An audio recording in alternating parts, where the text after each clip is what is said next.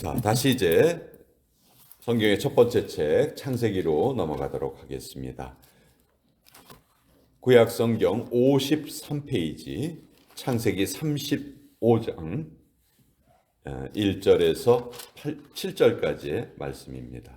구약 성경 53페이지 창세기 35장 1절에서 7절까지의 말씀 우리 같이 이 아침에 살펴보도록 하겠습니다. 자, 1절부터 7절까지 우리 같이 읽겠습니다. 시작. 하나님이 야곱에게 이르시되 일어나 베델로 올라가서 거기 거주하며 네가 네 형 에서의 낯을 피하여 도망하던 때에 네게 나타났던 하나님께 거기서 제단을 쌓으라 하신지라. 야곱이 이에 자기 집안 사람과 자기와 함께한 모든 자에게 이르되 너희 중에 있는 이방 신상들을 버리고 자신을 정결하게 하고 너희들의 의복을 바꾸어 입으라. 우리가 일어나 베델로 올라가자. 내 환난 날에 내게 응답하시며 내가 가는 길에서 나와 함께하신 하나님께 내가 거기서 제단을 쌓으려 하노라 하며 그들이 자기 손에 있는 모든 이방 신상들과 자기 귀에 있는 귀고리들을 야곱에게 주는지라. 야곱이 그것들을 세겜 근처 상수리 나무 아래에 묻고 그들이 떠났으나 하나님이 그 사면 고울들로 크게 두려워하게 하셨으므로 야곱의 아들들을 추격하는 자가 없었더라.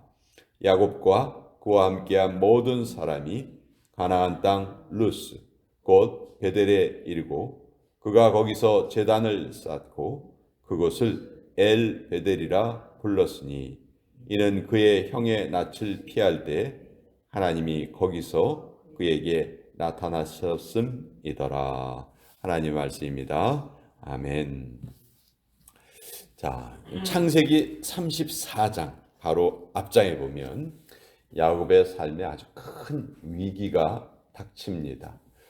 자기 형 에서를 만나는 문제는 잘 해결이 됐지만 야곱은 에서가 자기를 완전히 용서한 것을 사실 믿질 못해요.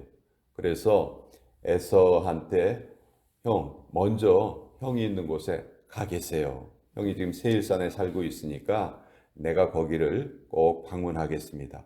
말은 이렇게 해놓고요. 안 가요. 형은 세일산으로 가고 자기는 세일산에서 멀리 떨어진 세겜이라는 곳에 가서 거주를 합니다. 자, 근데 그 세겜에서 거주하는 동안 어떤 일이 벌어졌어요? 자기의 하나밖에 없는 딸이 그곳에서 몹쓸 짓을 당하죠.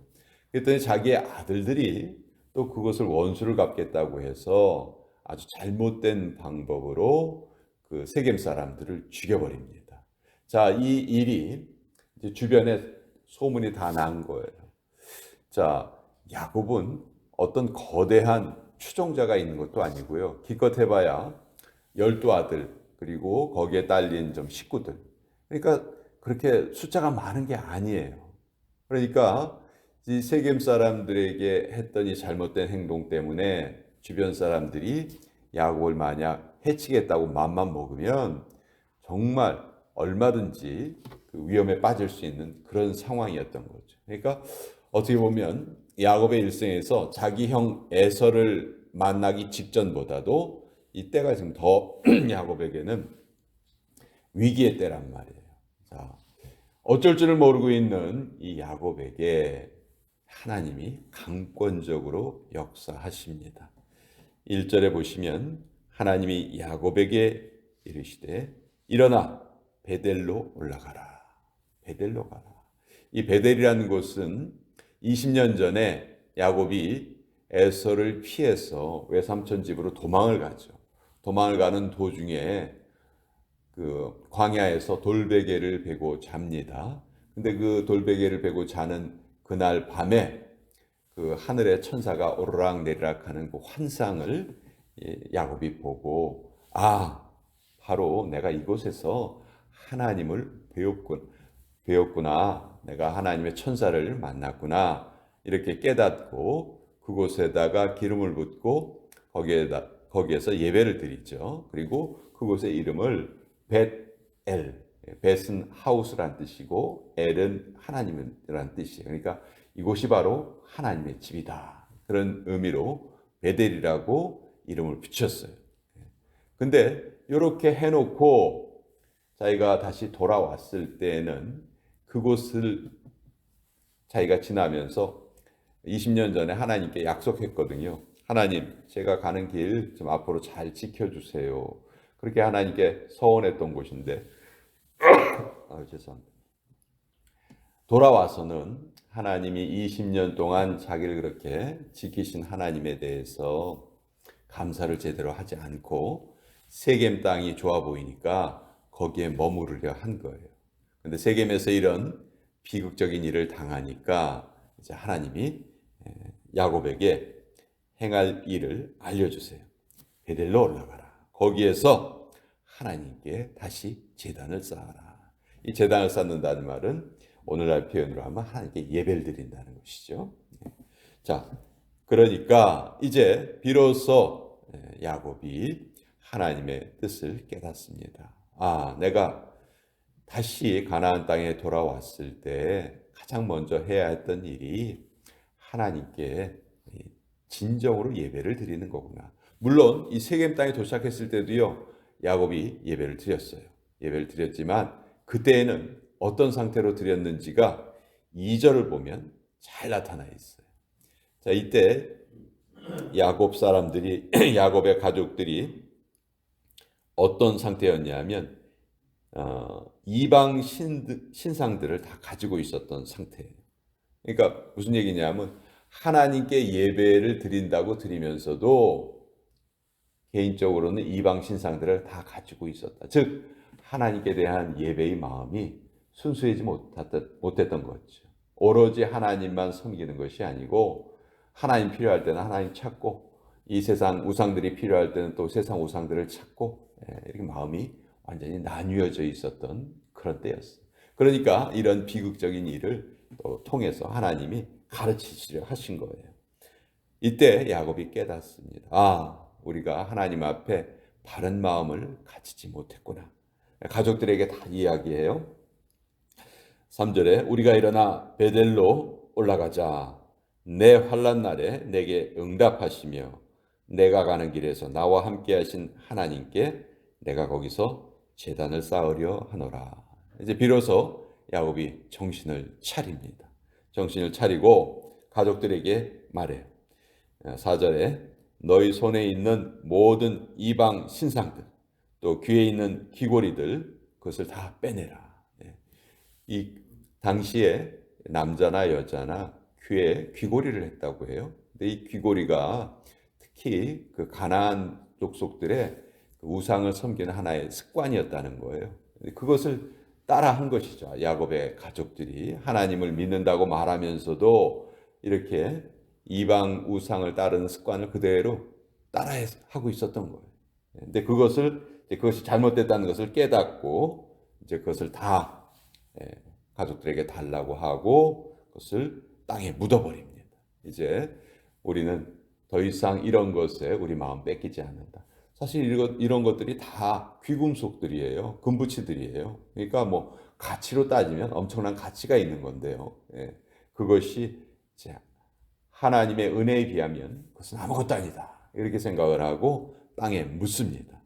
자, 그랬을 때 5절에 보면 또 하나님의 신비하신 보호하심이 그들을 뒤따릅니다.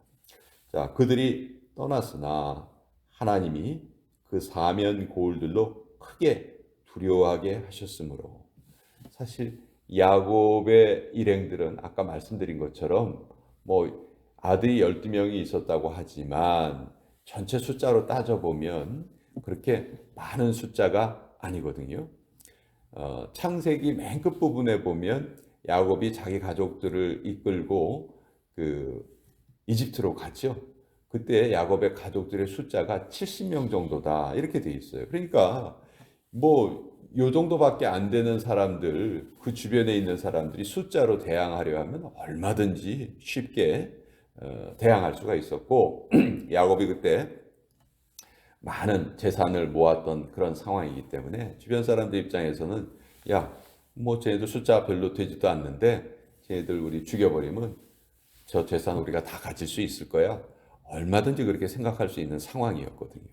그런데 하나님 앞에 예배를 드리려고 자기 자신을 정결케 하고 잘못을 다 제거하니까 하나님이 어떤 은혜를 주시냐면 그 사면 고을 사람들에게 큰 두려움을 주셔서 야곱의 아들들을 추격하는 자가 없었더라. 아주 하나님의 신비하신 강권적인 역사가 두 번이나 나타나시죠. 처음에는 베델로 올라가라 그 지시를 하시고 두 번째에는 그것을 순종하려는 야곱의 일행을 하나님께서 직접 지켜 주십니다. 자, 그래서 6절에 보시면 다시 베델로 돌아와요. 그리고 그곳에서 다시 한번 하나님 앞에 예배를 드립니다. 자, 성경에 보면요, 제단을 쌓았다는 표현은 여러 번 등장해요. 아브라함도 가는 곳마다 제단을 쌓았어요. 그렇지만 하나님이 직접 너 어디에 가서 제단을 쌓아라 이렇게 명령하신 케이스는요, 딱 한 번 등장하는데 바로 오늘 이 본문이에요. 여기에서만 하나님이 직접 야곱에게 베델에 가서 제단을 쌓아라 이렇게 말씀하시는 거예요. 자, 이제 이 내용은 오늘 살아가는 우리에게도 정말 큰 깨달음을 주십니다. 우리가 하나님을 섬긴다고 하면서도 아직 정리하지 못한 것들이 분명히 있을 수가 있어요. 그럴 때 그 온전한 헌신과 정결함을 우리가 하나님 앞에 보이지 못할 때에는 하나님이 거기에 진노하시고 또 우리 삶에 어려움이 찾아올 수도 있다는 것이죠. 그래서 늘 우리의 신앙생활에 있어서 정결함을 유지하는 것이 너무도 중요하다. 내가 하나님을 섬기기로 결단을 했다면 이젠 더 이상 세상 것에 의지하거나 세상 것을 돌아봐서는 안 되겠지. 정말 한 마음으로 우리 하나님을 섬기고 하나님의 말씀을 지키면서 살아가겠다. 이 결단한 것이 우리의 삶에 너무도 중요합니다. 그리고 우리가 그렇게 살아갈 때는 반드시 하나님께서 강권적으로 역사하시고 우리가 길을 찾지 못할 때 우리의 길을 이끌어 주시고 우리를 보호해 주시는 하나님이시다 하는 것을 다시 한번 이 야곱의 이야기를 통해서 우리가 깨닫게 되는 것이죠. 그래서 오늘 이 창세기 35장은 야곱의 일생에서 아주 큰 전환점이 됩니다. 이미 에서와 만날 때 하나님의 은혜를 경험을 했지만 그 경험한 하나님의 은혜가 야곱의 삶의 정결함으로 이어지지는 못했어요. 그러나 이 베델에서의 제단을 쌓음으로 인해서 이제 야곱의 삶은 완전한 정결의 삶으로 나아가게 되었다 하는 것을 우리가 배우게 되는데 우리도 지금 하나님을 섬기면서 살아가는데 내가 과연 지금 정결의 단계에 와 있는지 우리가 아직도 잘못된 것에 마음을 쏟고 있지 않은지 오늘 이 말씀을 통해서 다시 한번 우리를 좀 살펴봤으면 좋겠습니다. 자, 오늘 말씀 같이 살펴보겠습니다.